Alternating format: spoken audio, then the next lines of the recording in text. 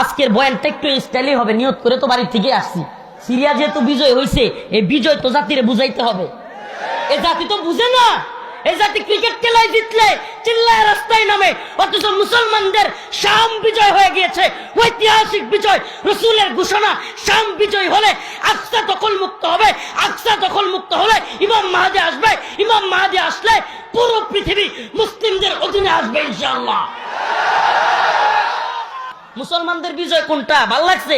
কালকের একটা ছোট্ট একটা বিজয় আমার খুব ভালো লাগছে। এটা কি?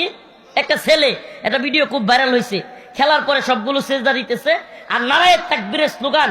ওইখানে পাকিস্তানিরাও ছিল, একটু চেতানের লেগে ভারতে। তো ওখানে পাকিস্তানি ছেলেরা মুসলিমরা সবাই মিলে একসাথে নারায়ে তাকবীর দিছে। একটা ছেলে ক্রিকেটার, একটা ভিডিও ছোট্ট ক্লিপ খুব ভাইরাল হয়েছে দেখলাম।